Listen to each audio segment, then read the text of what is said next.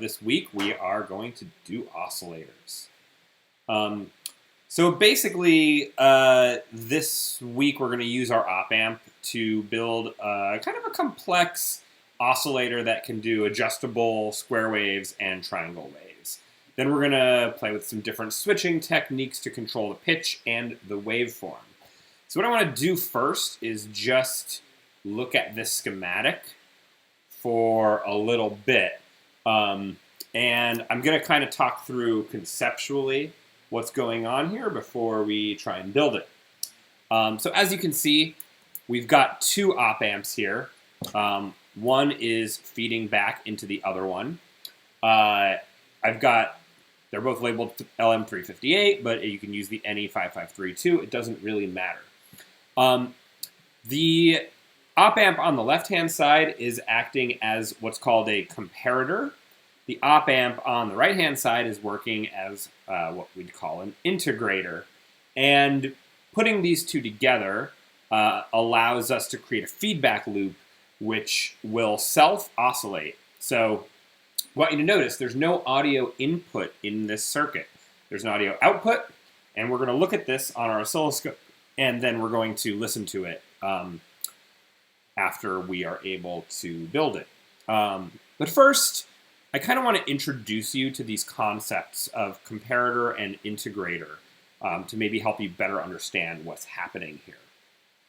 So I'm going to go over to my desk, and I'm going to talk about an op amp for a minute. So here's our op amp, right? We've got an input, non-inverting input, inverting input, and an output. And basically what happens here, and we've sort of alluded to this over the last couple weeks, but we have two different inputs. And depending on what we put in here, we're able to get a different thing on our output. And essentially, what we've been doing so far is creating feedback so that we're feeding the output back into the input to get a gain stage, right? And this is kind of a more complex version of what we're doing this week, which is actually just setting one of these to ground, right? And so I'm just going to arbitrarily pick the inverted input and just set that to ground. And now what I can do here is a comparator essentially says which of these two inputs is greater. Is it the plus input? Is it the minus input? Also, we've got plus 9 volts and minus 9 volts powering this thing, right? So essentially, if I give this a positive input, it's going to look at these two inputs and it's going to say, okay, my positive input is greater than my negative input, which is 0.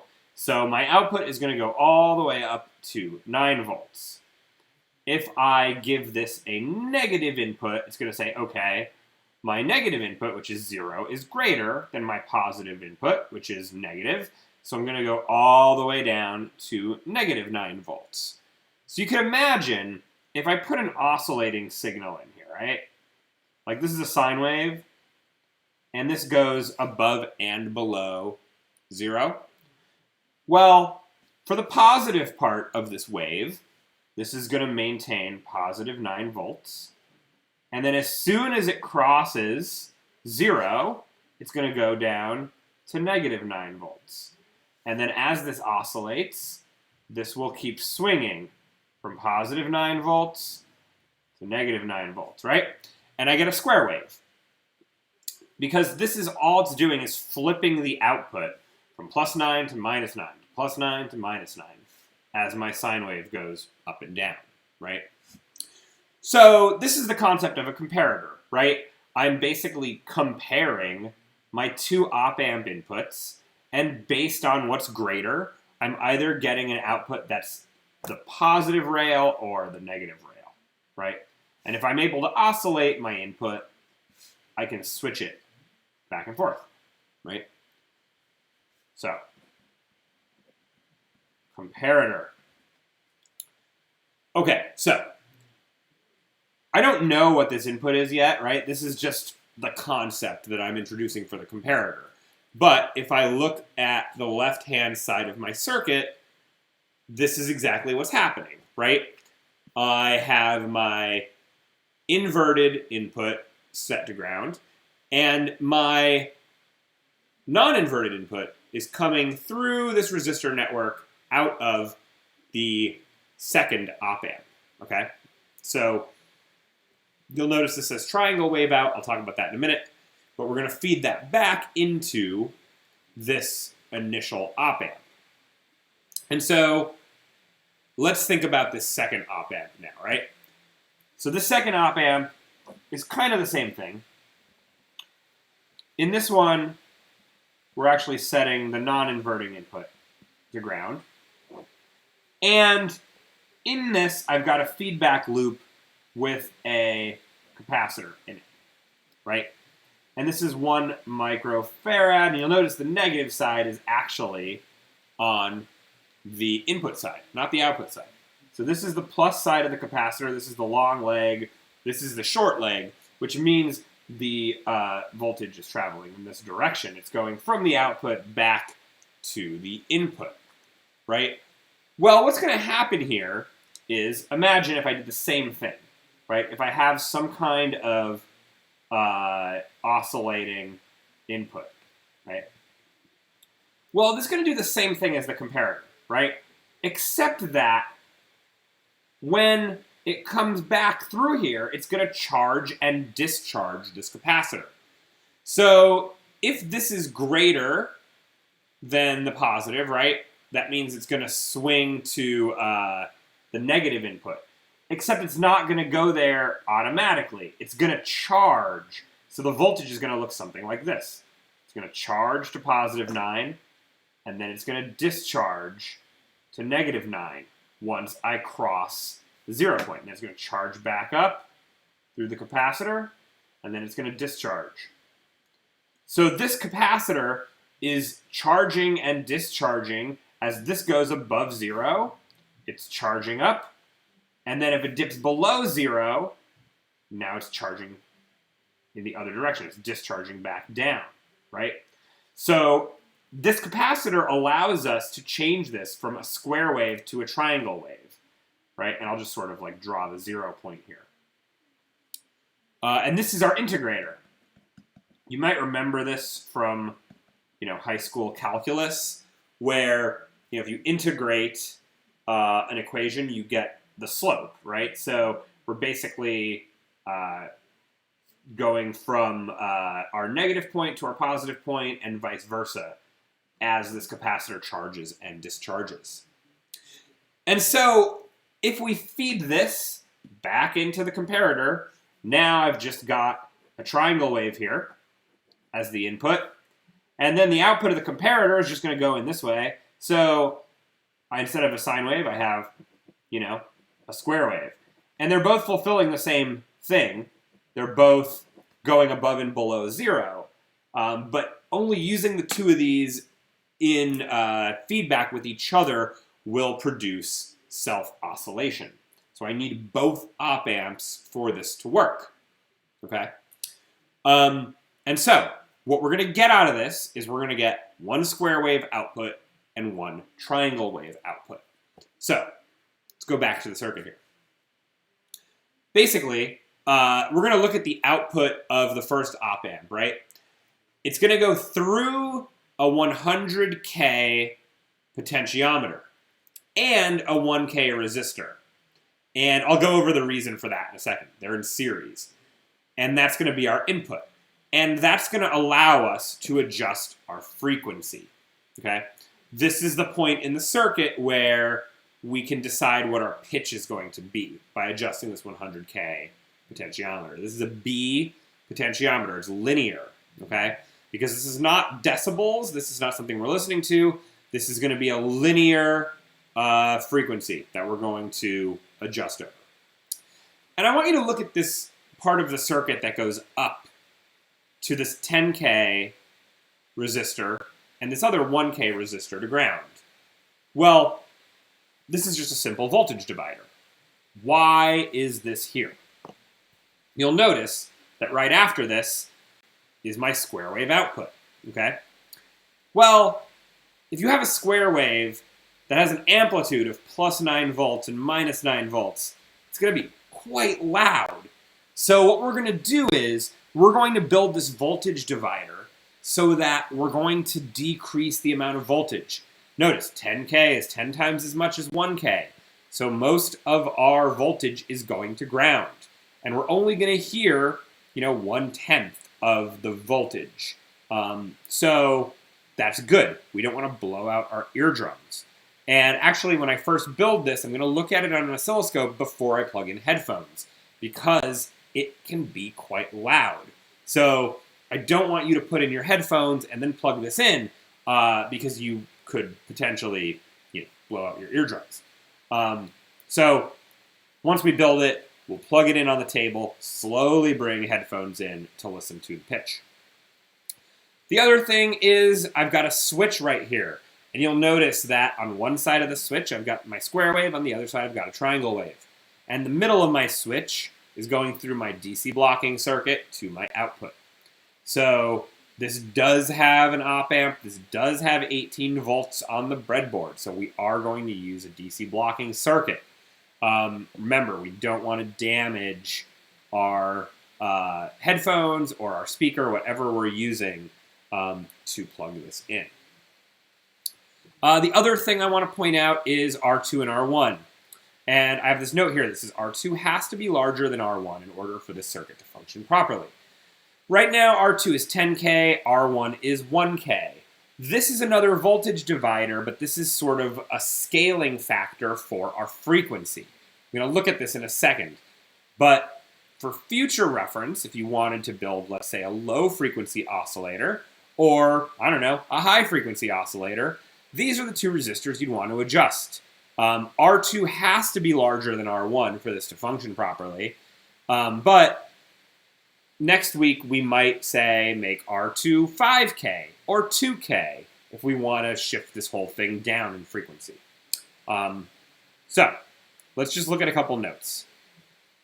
If the batteries you're using for your positive and negative power supply are equal, this is important, you have one battery that's kind of dead, the frequency is going to change, right? Because, you're going to have 9 volts and maybe 7 volts, and that's just going to be an uneven wave.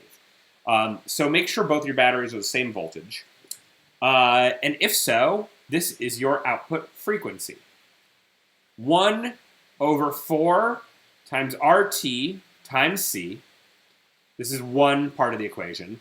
And then we scale that entire thing by R2 divided by R1.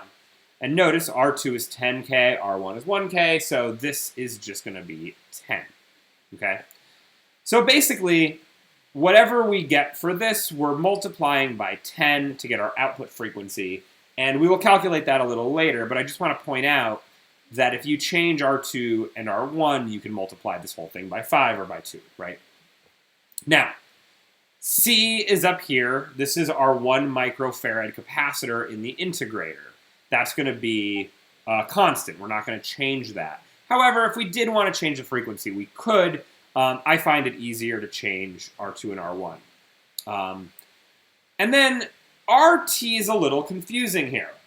Both the potentiometer and the resistor are RT.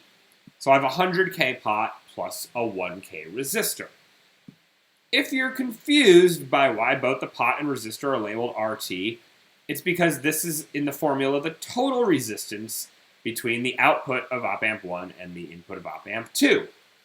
Now, just so we can look at this in math terms, right? This is the denominator of this equation.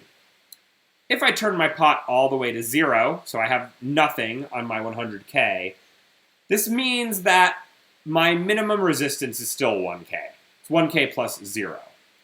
So this is going to prevent my oscillator from getting really wonky if I turn that all the way to 0. This means that the lowest frequency I can get uses a 1K resistor. If I turn it all the way up the other way, I now have 101K, right? So my lowest resistance for RT is 1K. My highest resistance is 101K, right? So let's just do that equation really quick, and we'll see what we're going to get. So if I say 1 over 4 times, let's do 1K times point 1, 2, 3, 4, 5, 6, right? And then I'm going to multiply this whole thing by 10. I'll just put that in the numerator to make our lives easier. And let me just run that on my calculator.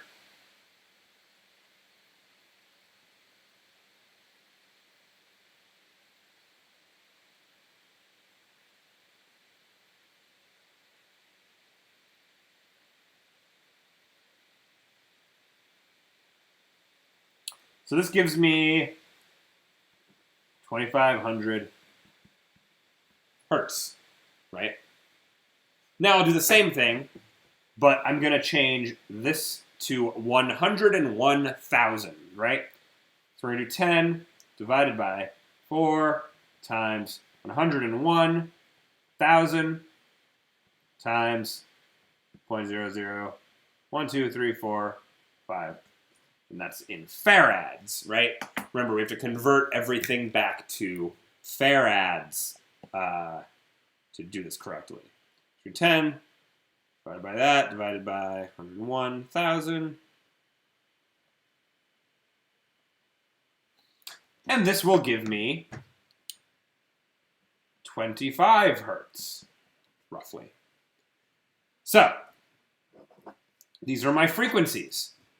When I turn the pot all the way up to 101K, I'm hearing 25 hertz on the low end of my hearing range. When I turn this all the way down, so I'm only left with my 1K resistor, I'm hearing 2,500 hertz. So this isn't the absolute max of human hearing, but you probably know that getting much higher than this produces some pretty shrill sounds. So this is going to be the max that we're going to hear, and it's going to be pretty ear-piercing anyway. But I don't think there's a need to go much higher than this. So this is the range of our oscillator. So let's go back. A couple other things I want to point out before we build the circuit. We have a potentiometer with only the center and left pins connected. You built this last week and the week before. We're not using all 3 legs of the potentiometer. Make sure you use the center, otherwise it won't work. This is a switch. You should know this from week 1. The 2 dots on the left are the outer pins, and the dot on the right is the center. So this is our common pin. This is what's going to connect to our output. Once you've built it, take a look at the output on the scope, turn the pot. It should change the frequency. So once we do this, we're going to take a video of the oscillator working on the oscilloscope. We're going to tweak the pitch and toggle between a square and triangle wave. So let's see if we can do this, and then we'll move on. I'm going to switch back and forth between my breadboard and this diagram as I build it. Okay, so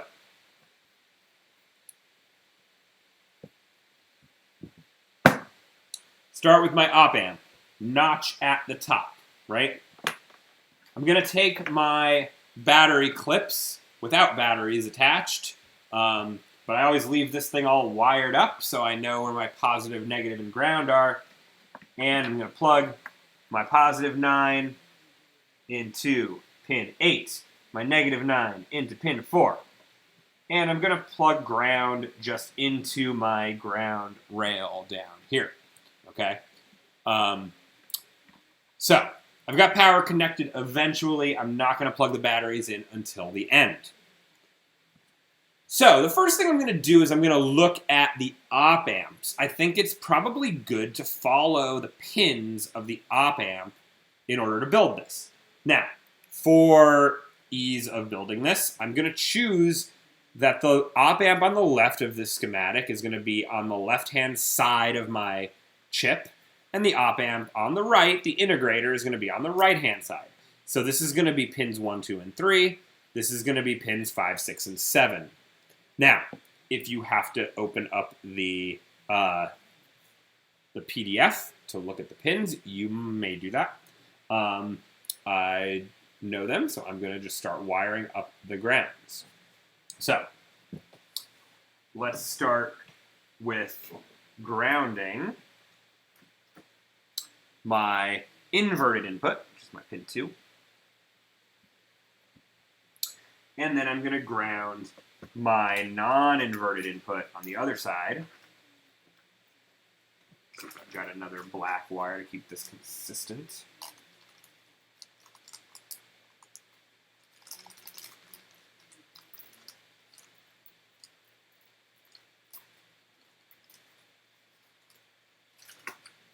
Now, my non-inverted input is pin 5 here, and I'm going to actually wire it up to the right-hand side because it just keeps things a little bit cleaner here. However, you notice that my battery ground is down here on the left-hand side. So if I want to actually use both sides of my breadboard, I'm going to have to connect the ground from one side to the ground of the other, right?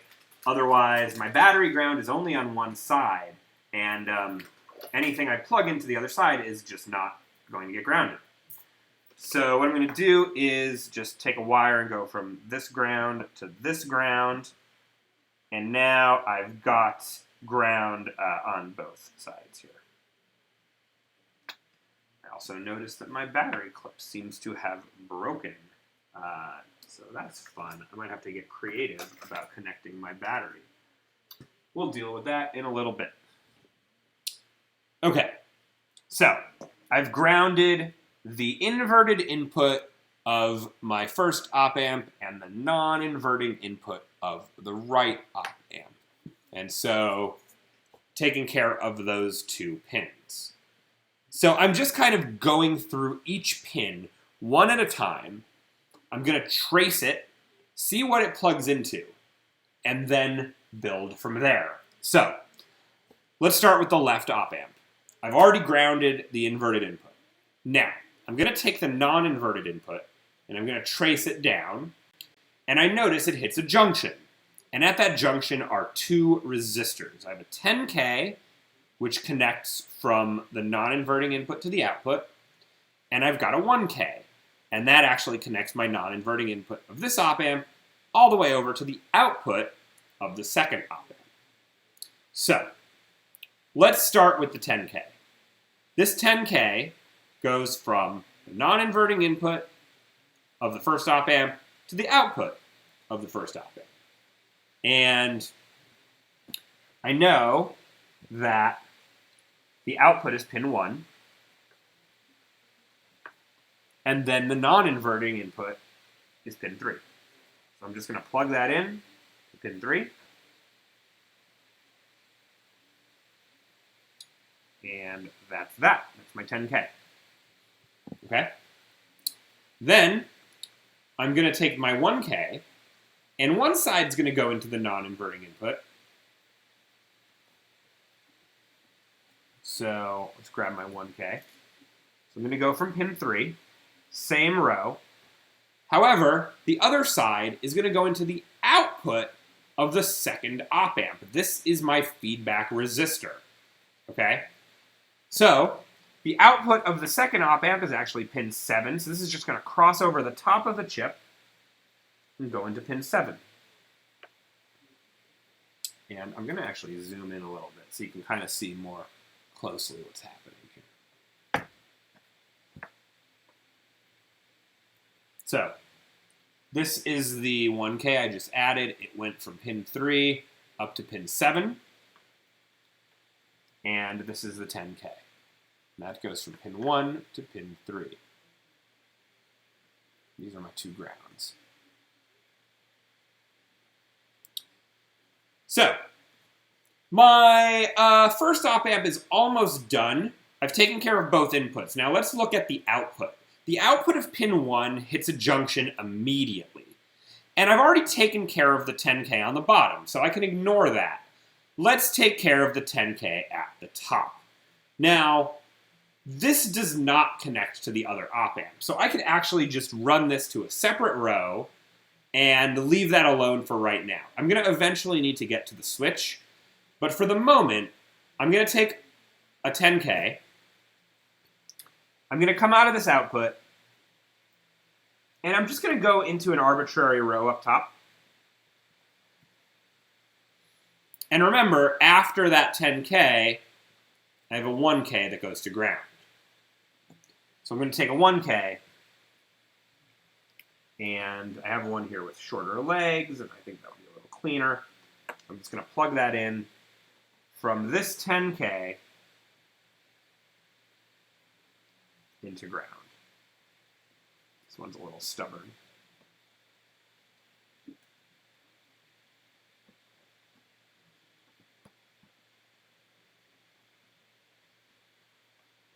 Maybe I should use the ones with the longer legs.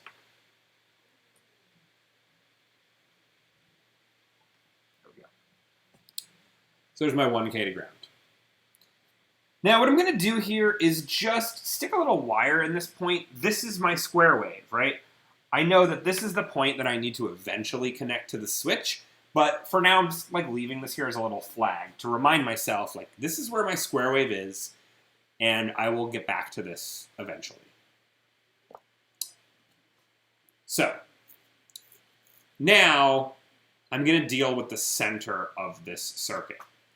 So I'm going from the output of the first op amp through my 100K potentiometer, through another 1K, and back to the inverted input of my second op amp.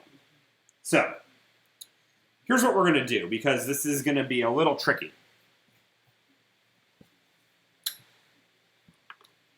This is my 100K. It's got pins that go into the breadboard, so I'm just going to kind of stick it in over here. And what I have to do is get into the middle pin from the output of my first op amp. So I'm going to go into pin 1 again. This is the third thing I've plugged into pin 1. And I'm going to go into the center pin of this potentiometer. Let's refocus that there. Now, go up a little bit.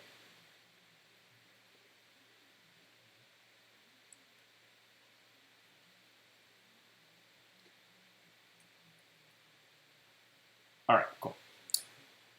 So, I'm into the center pin of this. Now I'm going to take my 1K, and I'm going to go from the bottom pin of this potentiometer all the way down to the inverted input of the op amp, which is pin 6. And this is a little bit of a stretch, but I think I can make it.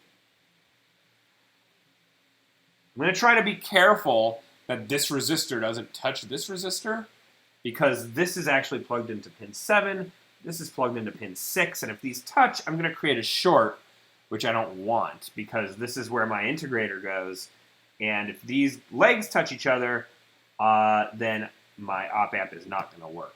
And in fact, because there's so much going on in this circuit, watching out for wires touching is really important. This will help you to understand how you're to troubleshoot your circuit. Okay? So, we're almost there. We've taken care of the output of the first op amp. We have this 10K going back to the non-inverting input. That's the first thing we did. We built this resistor divider up top. We built this 10K and 1K. And we've done this center branch. We went through our 100K potentiometer and our 1K resistor. Now, this op amp is done, the left op amp. Now let's move on to the right. We already grounded this, and this input is taken care of, and we connected the output through this 1K. So there's really only the capacitor left, right? So, remember what I said earlier, this capacitor has the positive leg on the output and the negative leg on the input. So I'm going to grab my 1 microfarad capacitor, and my long leg goes in pin 7. My short leg goes in pin 6, being really careful not to touch the legs to each other or to the resistors, right? I want to make sure they're in 2 separate rows so that it can create the feedback I need to listen to it. And then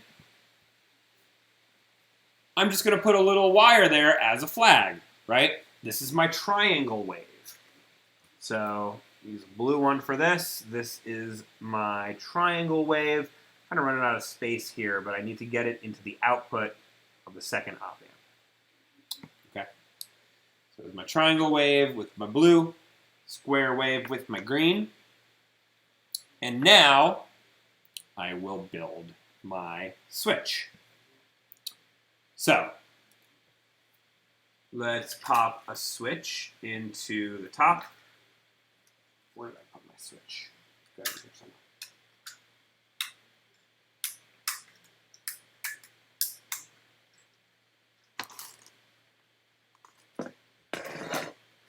Let's see. Seems to have disappeared. Probably got one around here somewhere. There we go.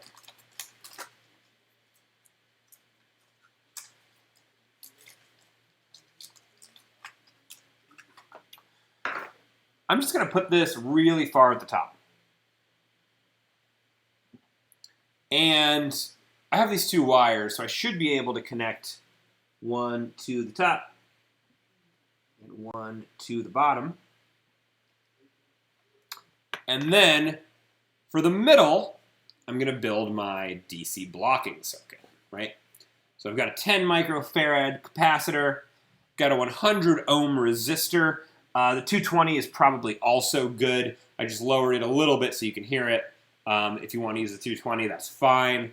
I just dropped the value. So let's do that. We're going to go out of this middle. And then I have a resistor. And I could hook this up to a audio jack, but right now what I'm going to do is plug in a wire and plug in a ground wire. Oops.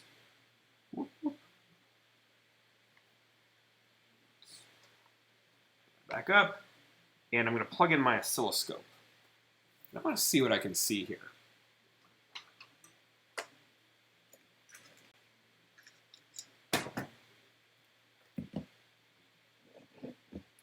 So we're going to go red to red, and black to black. Okay. So this is the output of my switch, right? It's coming out of the DC blocking circuit. This is just ground. I'm going to plug in my oscilloscope. However, I've got one issue that I'm going to see if I can fix, and it's that my battery connector, at least one of these, lost its wire. So let me just double check. I think I have a backup here. If I don't, I do. Perfect.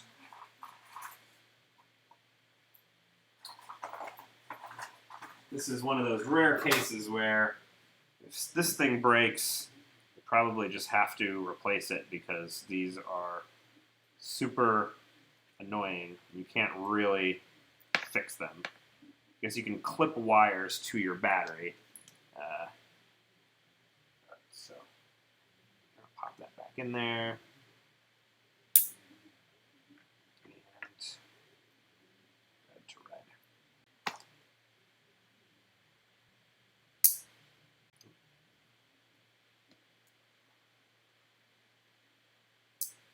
Okay. So I fixed my battery clips. My oscilloscope's working. I don't have anything going on because I don't have any batteries plugged in. Let's plug them in and see if we can see anything.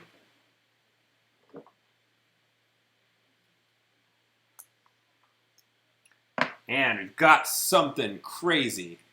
Let me just see if I can slide this over. Well, I can lift this up.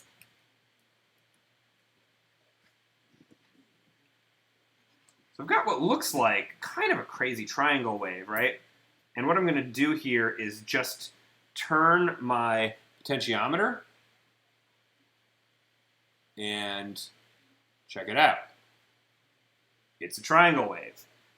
Now I'm going to drop this to 1 volt because think I'm going to see it a little bit better. And I'm just going to kind of zoom in on the scope for a minute because I think it'll be a little bit better to show you what's going on here. This is the frequency. And as I turn this pot, I can adjust the frequency, right?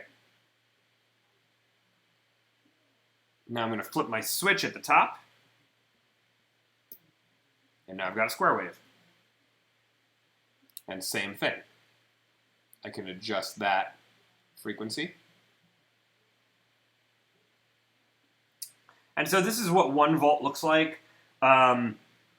This is a little bit less than a volt peak to peak. You know, you can feel free to go down to X2, or sorry, I guess we can divide this and sort of make this full screen if you want. I just dropped this to 0.1 volts and then divided it by 5 so I can fit the waves on the screen. At 1 volt, you're probably going to see something a little small, but I can't change the amplitude. This is what I'm outputting, but what this potentiometer allows me to do is adjust the frequency, right? So, what does this sound like? This is the moment you've all been waiting for. Let's add an audio jack. So I'm just going to get rid of my oscilloscope for a minute. We're just going to unplug these wires and bring them back later. And I'm going to get my audio jack. And I kind of got a little crowded up here, so I want to make sure that when I pop this in, I'm not actually using one of these rows that the capacitor and resistor in. So I'm going to move those down a little bit just to get them out of the way. Just a couple more rows down.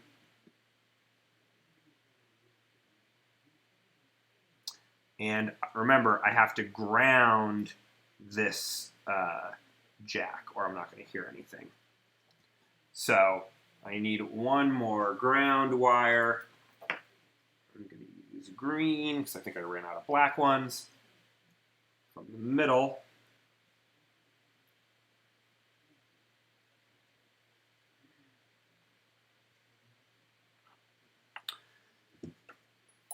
All right, so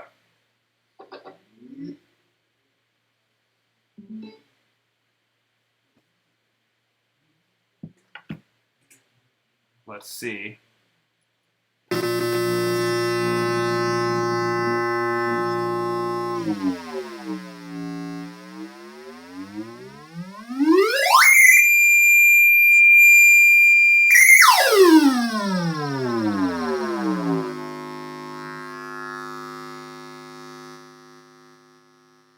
Let's turn that volume down a little bit. That's the square wave. So I'm going to flip this to the triangle wave.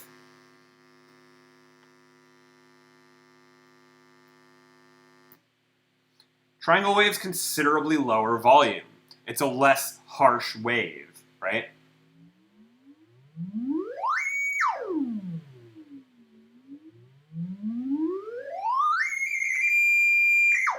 Still the same frequency range.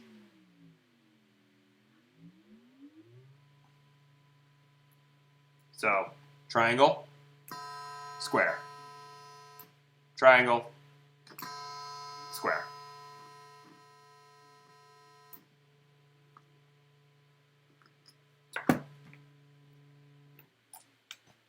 And that's all there is to it.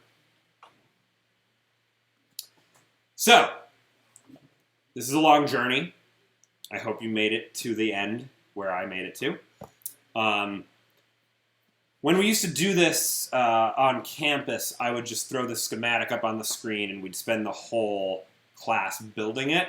You know, I hope that you can try to build this on your own and not just kind of copy what I'm doing, because for those of you who want to build oscillators this semester, this is a monophonic oscillator. You're only going to get one tone, right?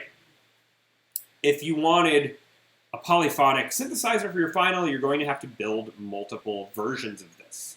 right? So,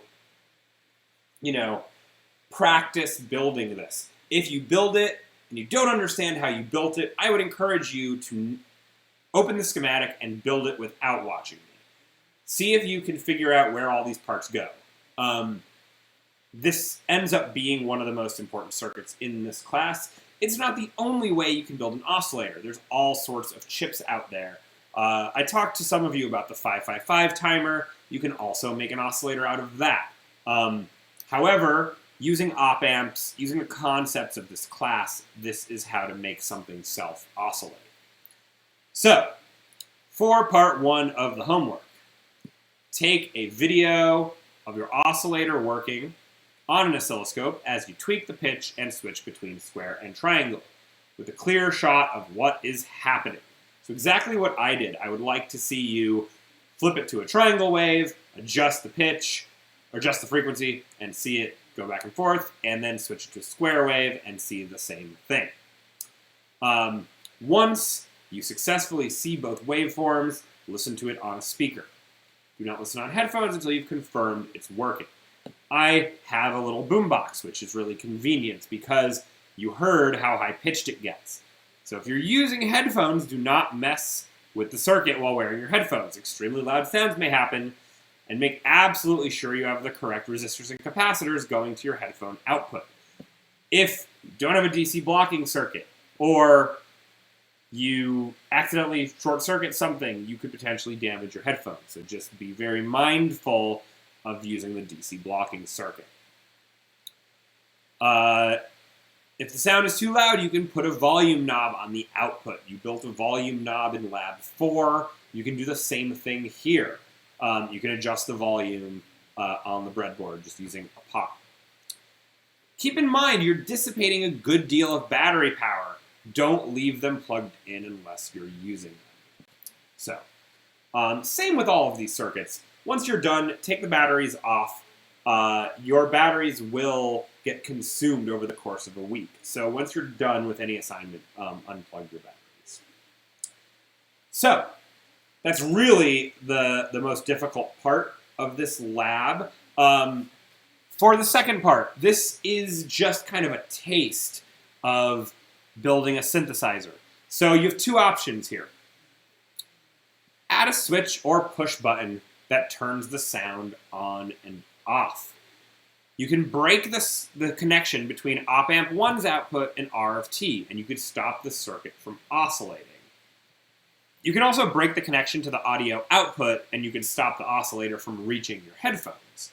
So if you do this, show me a video. And if you want to use a button from the parts kit, it looks like this. Now, this is a little bit confusing. This is how it works. It's normally open, and when you press it, it's closed. I'm just going to kind of show you how to hook this up because I think this can be really confusing at first. So basically, I'm just going to use the bottom of the breadboard because I have some space. And I have just an extra large version of that button, but it's the same exact thing. I think it just helps to show... Oh, where'd it go? Nope, it disappeared. Well, I'll use the regular size one, I suppose.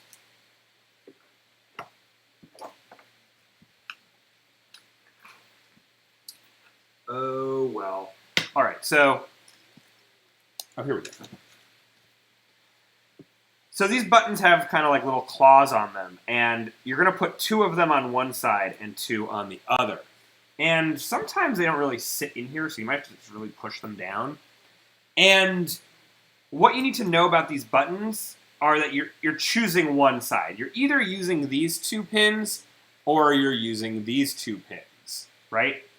And so what I'm going to do is up here where my potentiometer attaches to my circuit, I'm going to unplug it. And I'm going to go down to this button. A little bit of a stretch. And then I'm going to reconnect it to my circuit using the bottom pin. Notice I'm staying on the same side, right? Because I want to ensure that this is going to work. If you use buttons across, wires across from each other, the top pins are actually connected together, so this won't work at all. Bottom pins are also connected together, so you won't hear anything. But I will just show you kind of when I plug this in. Now I have a button. It turns the sound on and off. I can change my pitch, but I don't hear it until I press the button, right? So, if you do this, I would like to see a video of the oscilloscope showing your wave appearing when you hit the button. And when you're not pressing the button, I should see a flat line. Now, I gave you two options here. You can break the connection between the op-amp's output and RT, which is what I did. And this allows you to basically create a branch, right, where R of T is routed through this button, right? And you can imagine if I used another potentiometer and another button, I could create another branch and another branch, and I can create more than one note for this oscillator. So the second part, and you only have to do one of these, but if you are a person who is thinking about building a synthesizer for your final, I strongly recommend doing the second part. Add two separate buttons, or use a two-way switch, so that each one allows you to play a different note. Then use the formula to determine the two pitches. Just change RT, keep all the other components the same. Show your calculations and what notes the circuit should hit.